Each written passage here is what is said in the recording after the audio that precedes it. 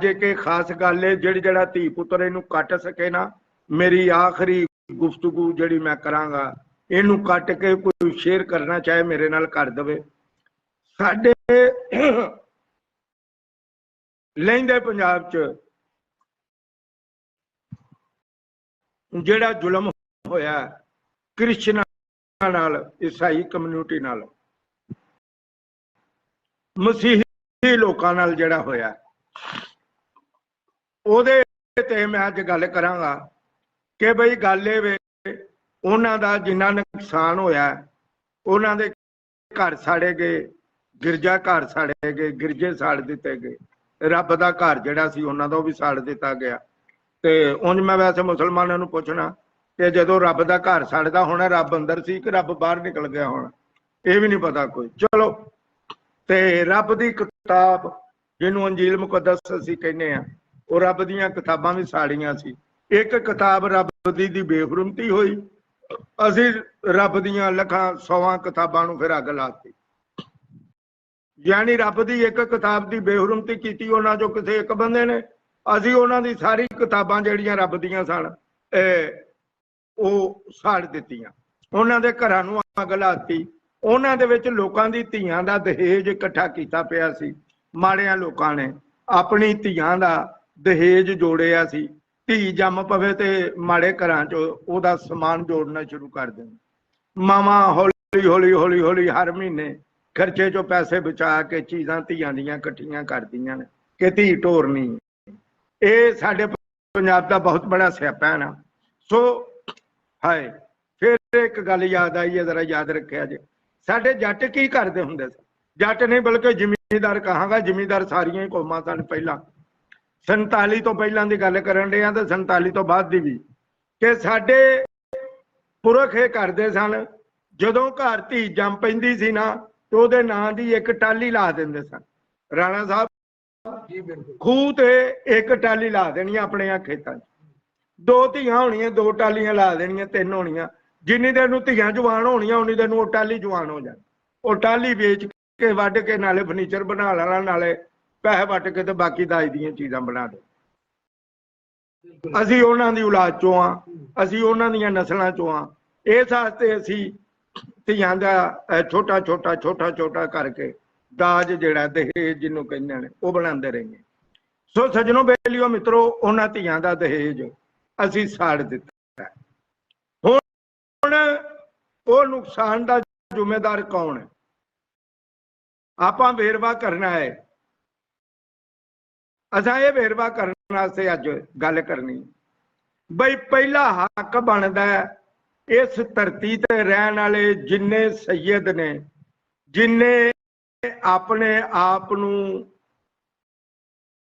आले नबी औलादे अली कहवांदे ने, खाओ किसे इमाम दी औलाद ने, पहला फर्ज उन्हां दा बनदा है कि वो सारे सैयद उन्हां कुड़ियां दा दाज बना के उन्हां दे घरां च दे के आउण।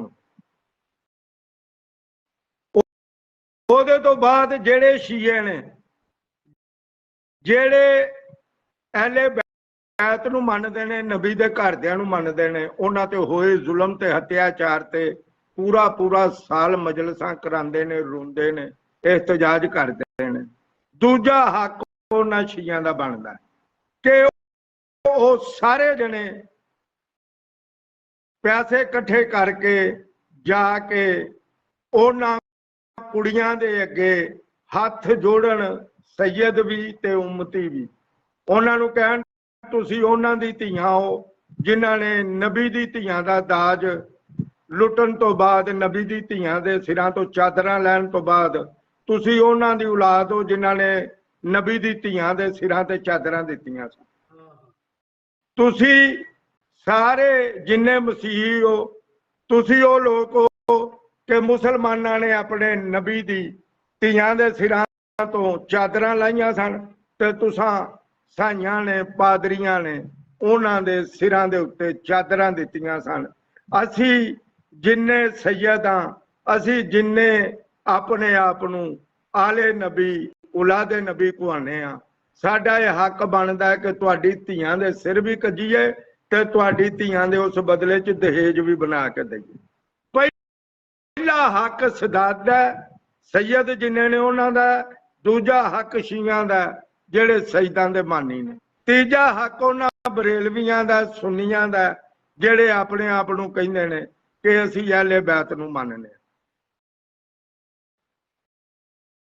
ठीक है, हुण ये गल मेरी पूरी दुनिया च बैठे सैयदां तक जिथों जिथों तक पहुंचदी है, उन्हां सैयदां नूं मेरा यह स्नेहा है कि बई जिन्ने जिन्ने तुसी सैयद हो या जिन्ने बनु हाशम कबीले नाल तुहाडा तलक है, अपने अपने घरों पैसे इकट्ठे करो ते सारे जने रल के उस मसीही बरादरी दी धीआं दे सिर कजो ते उन्हां दे दाज दे के आओ, ताकि बीबी पाक सलामुल्लाह अलैहा तुहाडे तो खुश हो जे कि मेरी नस्ल चों जेड़े लोग ने उन्होंने करबला तो शाम जान दा जड़ा सारियां तो बड़ा स्यापा सी, उहदे च जेड़े पादरियां ने नबी दी धीआं दे सिर ते चादरां जड़ियां मुसलमानां खोईयां हन ते उन्हां दित्तियां सन, उहदे बदले च असी सारे जने रल के मसीहां दी, ईसाइयां दी बच्चियां दे सिरां ते चादरां दे के आइए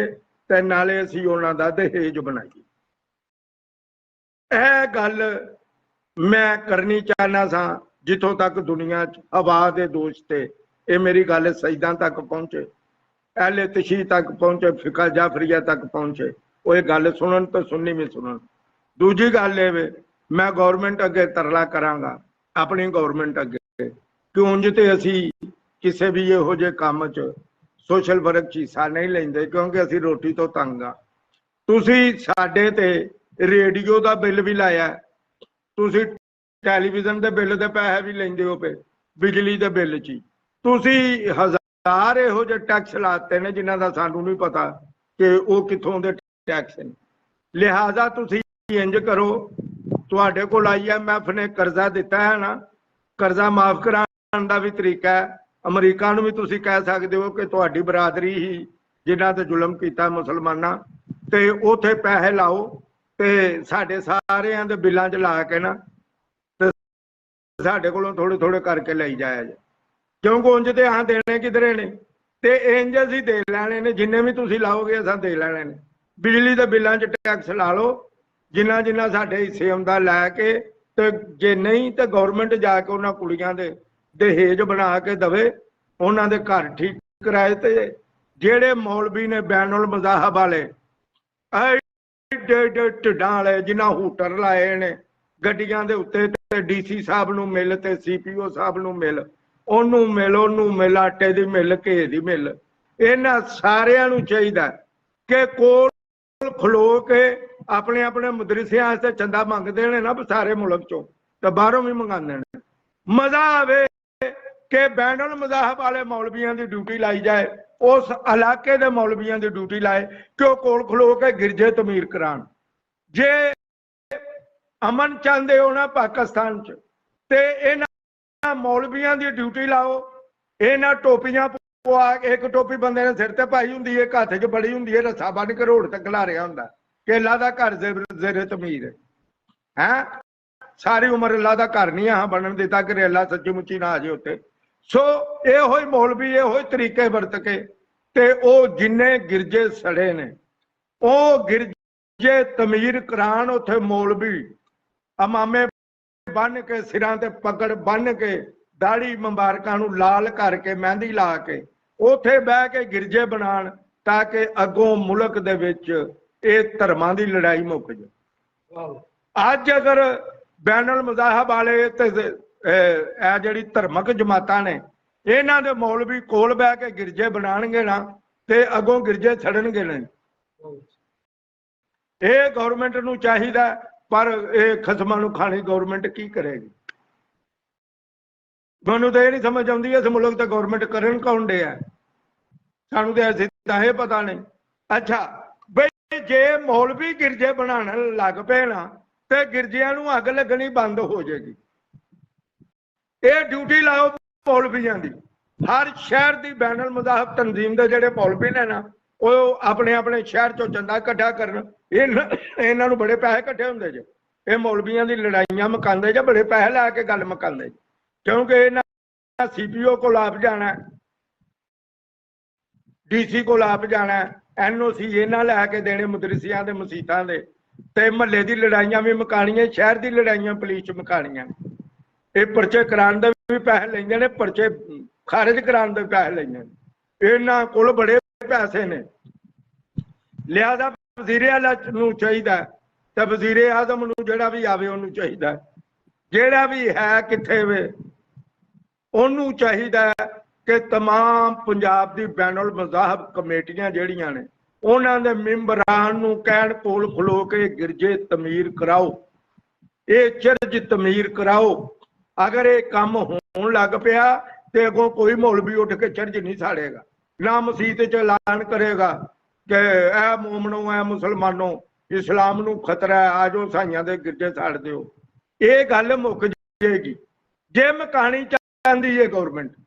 मैं अपनी फौज नूं भी कहांगा जे मेरी आवाज़ जाती है, हाफिज साहब वाल साडे जिहड़े की ने जी आर्मी चीफ साहब आसम मनीर साहब, उन्होंने कहांगा मेरा जे मशवरा तुहानूं हाफिज जी पसंद आए तो अगों बाकी किताबां की बेहुरमती बंद हो जाएगी। हाफिज साहब ना कोई कुरान की बेहुरमती करेगा तो ना कोई इंजील की करेगा। ये मेरे आइडिया नूं अगर ठंडे दिमाग नाल तुसीं सोचो, सोच के ते तुसीं तमाम पंजाब की बैनुल मज़ाहब तंजीमां जिहड़ियां ने मौलवियां दीयां, जिन्ने सिर कढ़वे मौलवी ने, उन्हां नूं जड़ां वाले दी उस बस्तियां च भेजिया जाए, उन्हां कोलों तखमीना लवाया जाए कि कितना नुकसान होया है, वो चर्च दोबारा उन्हां दी मेंटेनेंस करन च या बहाल करन च किन्ने पैसे लगदे ने, तो इन्हां दे डिवाइड कर दिते जाण, वो इन्हां मौलवियां ते डिवाइड कर दिते जाण। कुछ फंड जिहड़ा वो पंजाब गौरमेंट दवे, दे के ते जनाब वो गिरजे जिहड़े ने उन्हां नूं दोबारा तमीर कराया जाए, ताकि अगों कोई किसी की इबादत गाह नूं साड़न दी हिम्मत ना करे।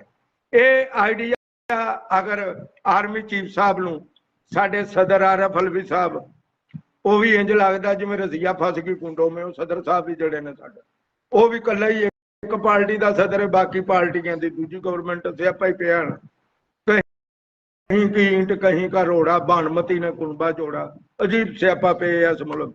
अच्छा सो सजनों बेलियो मित्रों, सदर साहब नूं चाहीदा है, आर्मी चीफ साहब नूं चाहीदा है, चीफ जस्टिस साहब नूं चाहीदा है, उस तो वजीरे आला, उस तो बाद वजीरे आला पंजाब जिहड़े ने उन्हां नूं चाहीदा कि ये काम जरूर करन।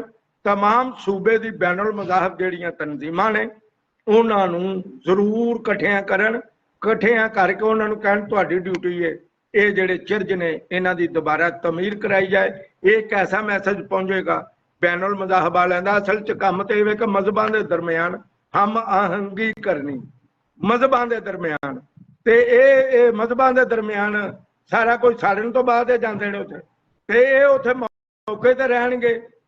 ये जदों चर्च तमीर कराणगे ते अगों जिहड़ा है ना उम्मीद है इहो जे झगड़े नहीं होणगे ते अगों सारे मज़हब आपस च एक दूजे का एहतराम करनगे ते बहुत सोहना जिहड़ा है ना टाइम लंघदा रहेगा। मैं उम्मीद करांगा मेरा कोई भी धी पुट जिहड़ा है वो जरूर इस इहनूं कट ला के करना चाहे, शेयर तो कर सकता है। मेरे वड्डे परौणा जी मनमोहन सोपल जी वो आए ने, उन्होंने सत श्री अकाल जी आए जिंदे वास्ते रहन। अरशद भट्टी जी आए ने, भट्टी जी तुहानूं भी जी आए जिंदे वास्ते रवो, बादशाह रवो, मालक तुहानूं सदा अपनी पनाह च रखे ते इस सारे परिवार नूं अपनी पनाह च रखे। सो सज्जनों बेलियो मित्रों, भैन भाईओ धीओ पुत्रो, अज की सांझी बैठक का वेला मुक गया। कल सेम टाइम तुहाडी सेवा च हाज़र होवांगे। कल तक सांझी बैठक की सारी टीम नूं ते अपने इस निमाणे बाबे नूं इजाजतां बख्शो। सब दा भला, सब दी खैर, कुल दा भला, कुल दी खैर। मेरा मालक खालक परमात्मा वाहगुरू ईश्वर राम अल्लाह गौड़ तुहानूं अपनी पनाह च रखे, तुहाडे ते अपने करम ते मेहर दीआं चादरां तान के रखे। मेरा साईं, मेरा सोना, मेरा मालक तुहानूं इज्जतां, शर्मा ते सिफतां रब रख।